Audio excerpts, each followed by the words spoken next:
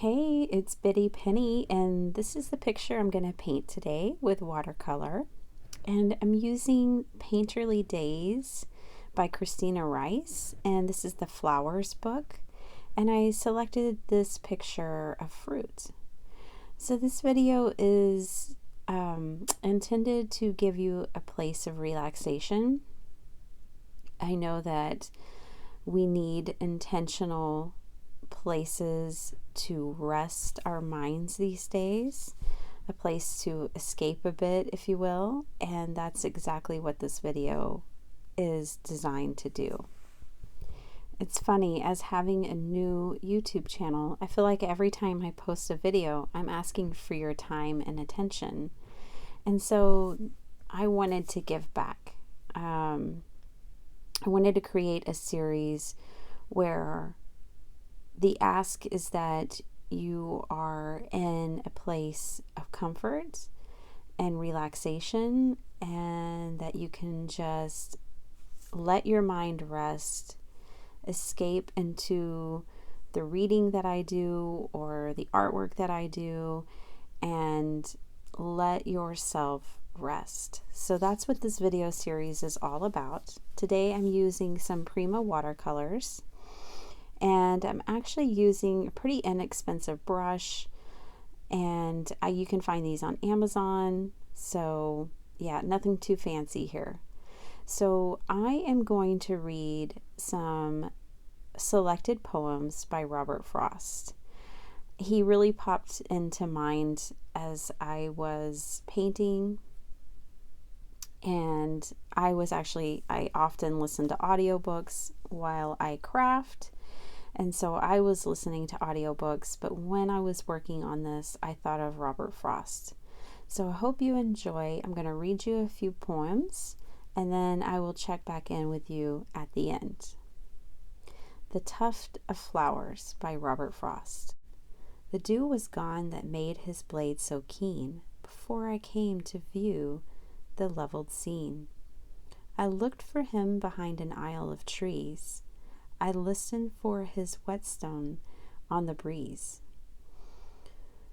But he had gone his way, the grass was all mown, and I must be, as he had been, alone.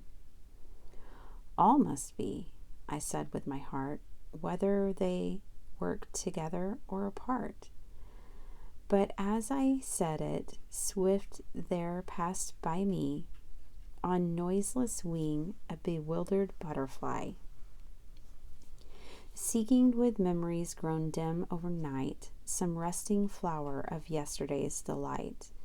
And once I marked his flight go round and round, as where some flower lay withering on the ground. And then he flew as far as I could see, and then on tremulous wing came back to me. I thought of questions that have no reply, and would have turned to toss the grass to dry. But he turned first and led my eye to look at a tall tuft of flowers beside a brook. A leaping tongue of bloom the scythe had spared, beside a reedy brook the scythe had bared. I left my place to know them by their name, finding them butterfly weed when I came. The mower in the dew had loved them thus, by leaving them there to flourish, not for us, nor yet to draw one thought of ours to him, but from sheer morning gladness at the brim. The butterfly and I had lit upon, nevertheless, a message from the dawn, that made me hear the wakening birds around, and hear his long scythe whispering to the ground, and feel a spirit kindred to my own, so that henceforth I worked no more alone, but glad with him I worked as with his aid, and weary sought at noon with him the shade, and dreaming, as it were, held brotherly speech with one whose thought I had not hoped to reach. Men work together, I told him from the heart, whether they work together or apart.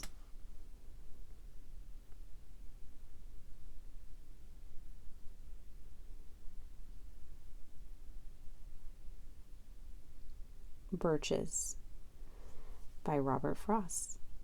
When I see birches bend to left and right across the lines of straighter, darker trees, I like to think some boy's been swinging them. But swinging doesn't bend them down to stay. Ice storms do that. Often you must have seen them loaded with ice on a sunny winter morning after a rain. They click upon themselves as the breeze rises and turn many-colored. As the stir cracks and crazes their enamel, soon the sun's warmth makes them shed crystal shells, shattering and avalanching on the snow crust, such heaps of broken glass to sweep away. You'd think the inner dome of heaven had fallen. They are dragged to the withered bracken by the load, and they seem not to break, though once they were bowed. So low for long, they never right themselves. You may see their trunks arching in the woods years afterwards, trailing their leaves on the ground, like girls on hands and knees that throw their hair before them over their heads to dry in the sun. But I was going to say, when Truth broke in, with all her matter of fact about the ice storm, I should prefer to have some boy bend them as he went out and in to fetch the cows. Some boy too far from town to learn baseball, whose only play was what he found himself. Summer or winter, and could play alone. One by one he subdued his father's trees, by writing them down over and over again, until he took the stiffness out of them. And not one but hung limp, not one was left for him to conquer. He learned all there was to learn about not launching out too soon, and so not carrying the tree away.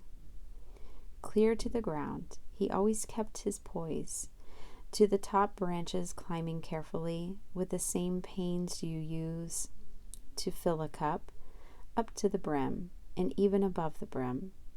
Then he flung outward, feet first, with a swish, kicking his way down the air to the ground. So I once myself a swinger of birches, and so I dream of going back to be. It's when I'm weary of considerations, and life is too much like a pathless wood, where your face burns and tickles with cobwebs broken across it, and one eye is weeping from a twig having lashed across it open. I'd like to get away from earth a while, and then come back to it and begin over. May no fate wilfully misunderstand me, and half grant what I wish, and snatch me away not to return. Earth's the right place for love. I don't know where it's likely to go better. I like to go by climbing a birch tree, and climb back black branches up a snow-white trunk toward heaven, till the tree could bear no more, but dipped its top and set me down again. That would be a good both going and coming back. One could do no worse than be a swinger of birches. October. O hushed October morning mild, thy leaves have ripened to the fall. Tomorrow's wind, if it be wild, should waste them all. The crows above the forest call. Tomorrow they may form and go. O hushed October morning mild, begin the hours of this day slow, make the day seem to us less brief. Hearts not averse to being beguiled, beguile us in the way you know. Release one leaf at break of day, at noon release another leaf. One from our trees, one far away, retard the sun with gentle mist, enchant the land with amethyst, slow, slow, for the grapes' sake, if they were all, whose leaves already are burnt with frost, whose clustered fruit must else be lost, for the grapes' sake along the wall. Blueberries. You ought to have seen what I saw on my way to the village through the Mortensons' pasture today. Blueberries as big as the end of your thumb, real sky blue and heavy and ready to drum, and the cavernous pale of the first one to come, and all ripe together, not some of them green and some of them ripe, you ought to have seen. I don't know what part of the pasture you mean. You know where they cut off the woods? Let me see. It was 2 years ago, or no? Can it be? No longer than that. And the following fall, the fire ran and burned all up but the wall. Why, there hasn't been time for the bushes to grow. That's always the way with the blueberries, though. There may not have been the ghost of a sign of them anywhere under the shade of the pine. But get the pine out of the way. You may burn the pasture all over until not a fern or grass blade is left, not to mention a stick, and presto, they're up all around you as thick and hard to explain as a conjurer's stick. It must be on charcoal they fatten their fruit. I taste in them sometimes the flavor of soot. And after all, really, they're ebony skinned, the blue but a mist from the breath of the wind, a tarnish that goes at a touch of a hand, and less than the tan with which pickers are tanned. Does Mortenson know what he has, do you think? He may not care, and so leave the chewink. To gather them for him, you know what he is. He won't make the fact that they're rightfully his an excuse for keeping us all other folk out. I wonder, didn't you see Lauren out? The best of it was that I did. Do you know? I was just getting through what the field had to show, and over the wall and into the road, when who should come by with a Democrat load of all the young chattering Laurens alive, but Lauren, the fatherly, out for a drive. He saw you then? What did he do? Did he frown? He just kept nodding his head up and down. You know how politely he always goes by. But he thought a big thought, I could tell by his eye, which, being expressed, might be this in effect: I have left those there berries, I shrewdly suspect, to ripen too long. I'm greatly to blame.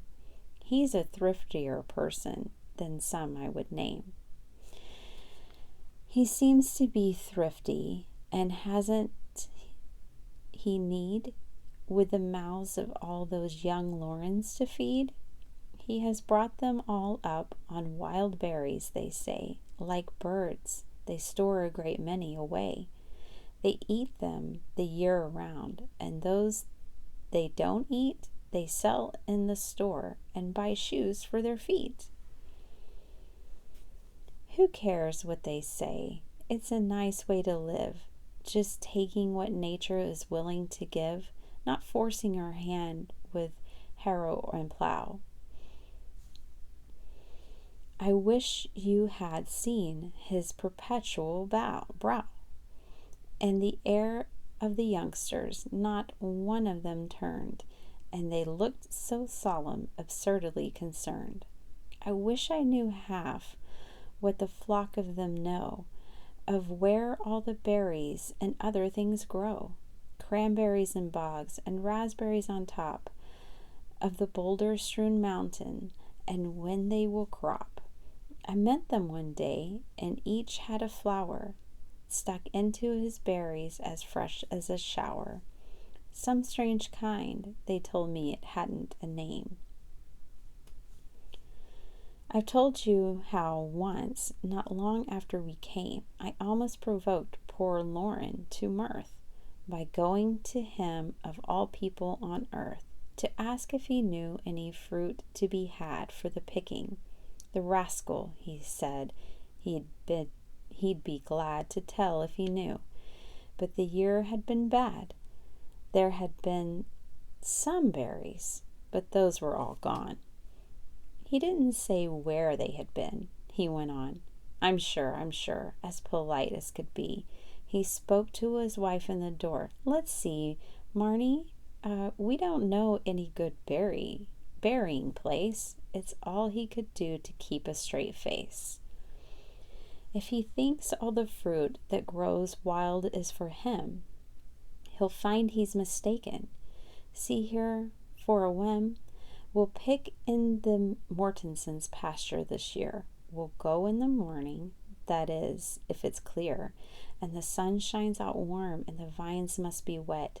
It's so long since I picked, I almost forget how we used to pick berries. We took one look around, then sank out of sight like trolls underground, and saw nothing more of each other or heard, unless when you said I was keeping a bird away from its nest, and I said it was you. Well, one of us is. For complaining it flew around and around us, and then for a while we picked, till I feared you had wandered a mile, and I thought I had lost you. I lifted a shout too loud for the distance you were. It turned out, for when you made answer, your voice was as low as talking. You stood up beside me, you know. We shan't have the place to ourselves to enjoy, not likely, when all the young Laurens deploy. They'll be here tomorrow, or even tonight. They won't be too friendly. They may be polite. To people they look on as having no right to pick where they're picking, but we won't complain. You ought to have seen how it looked in the rain, the fruit mixed with the water in layers of leaves, like two kinds of jewels, a vision for thieves. Bond and free. Love has earth to which she clings, with hills encircling arms about, wall within wall to shut fear out. But thought has need of no such things, for thought has a pair of dauntless wings. On snow and sand and turf, I see where love has left a printed trace, with straining in the world's embrace, and such is love and glad to be, but thought has shaken his ankles free. Thought cleaves the interstellar gloom, and sits in Sirius' disk all at night, till day makes him retrace his flight, with smell and burning on every plume, back past the sun to an earthly room. His gains in heaven are what they are, yet some say love by being thrall, and simply staying possesses all. And several beauty that thought fares far, to find fused in another star. Reluctance. Out through the fields and the woods and over the walls I have wended. I have climbed the hills of view and looked at the world and descended. I have come by the highway home, and lo, it is ended. The leaves are all dead on the ground, save those that the oak is keeping. Ravel them one by one, and let them go scraping and creeping out over the crusted snow when others are sleeping. And the dead leaves lie huddled and still, no longer blown hither and thither. The last one aster is gone. The flowers of the witch hazel wither. The heart is still aching to seek, but the feet question whither. Ah, And when the heart of man was it ever less than a treason to go with the drift of things, to yield with the grace of reason, and bow and accept the end of love or a season. To the thawing wind. Come with rain, O loud southwester, bring the singer, bring the nester, give the buried flower a dream, make the settled snowbank steam. Find the brown beneath the white, but whatever you do tonight, bathe my window, make it flow, melt it as the ice will go, melt the glass and leave the sticks like a hermit's crucifix. Burst into my narrow stall, swing the picture on the wall, run the rattling pages over, scatter poems on the floor, turn the poet out the door. My November guest, my sorrow when she's here with me, thinks these dark days of autumn rain are beautiful as days can be. She loves the bare, the withered trees. She walks the sodden pasture lane. Her pleasure will not let me stay. She talks and I am fain to list. She's glad the birds are gone away. She's glad her simple worsted gray is silver now with clinging mist. The desolate, deserted trees, the faded earth, the heavy sky, the beauties she so truly sees. She thinks I have no eye for these, and vexes me for reason why. Not yesterday I learned to know the love of bare November days before the coming of the snow, but it were vain to tell her so, and they are better for her praise. Hyla Brook. By June our brooks run out of song and speed. Sought for much after that, it will be found either to have gone groping underground, and taken with it all the Hyla breed that shouted in the mist a month ago, like a ghost of sleigh bells and a ghost of snow, are flourished and come up in Jule's weed, weak foliage that is blown up and bent, even against the way its waters went. Its bed is left a faded paper sheet of dead leaves stuck together by the heat, a brook to none but whoever remember. This, as it will be seen, is other far than with brooks taken otherwhere and song. We love the things we love for what they are. Hey friends, so that pretty much ends the reading for today. I just had selected some of those poems. I thought they were great for the artwork. As you could see, I just watercolored this, and then I ink blended the edges, and then I'm bringing in these pens to add some definition in places where I was wanting it. I really hope that the reading today brought you some peace. And for myself, I know that a lot of times when life just gets too hectic, too busy, the brain hurts from all the thinking and thoughts and to-do list and everything. It's really nice if you can just walk away, step outside, find a place to sit, find a place to observe the natural speed of things. We move at such a frantic rate in our lives today. And I know that many of us escape into social media, which is fantastic in a lot of ways, but even that's at a frantic pace. So, if you're ever feeling stressed or anxious, know that you're not alone, and that maybe try to get out in nature and move at the natural speed of things. We are a part of nature, and it is our speed, whether we think it is in modern society or not. So I wish you well. I hope that you have peace and happiness, and that even in strife, Remember that this is the day that the Lord has made. Let us rejoice and be glad in it. Among all of our challenges, we can still see the blessings as long as we remain open and focused on the good. So I really hope you enjoy this. I will have other videos in this series. Sometimes they may be longer, sometimes I suspect they'll be shorter. But I hope this inspires you. If you can't get outside, maybe sit down, watercolor, create something, whatever delights you. And remember that this too shall pass. Whatever might keep you up at night or have you vexed, this too shall pass. So I wish you well. I'm going to let this video finish off, and I hope you'll come back and check me out again. And I appreciate your time.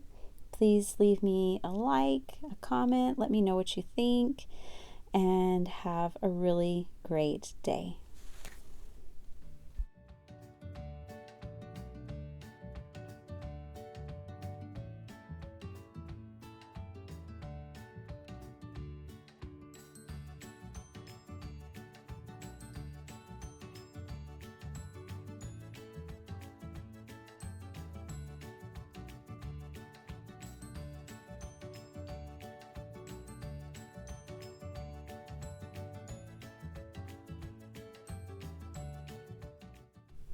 The center poem of this artwork is, "This is the miracle that happens every time to those who really love. The more they give, the more they possess." Rainier Maria Rilke. All right. Thanks, guys. Have a really great day.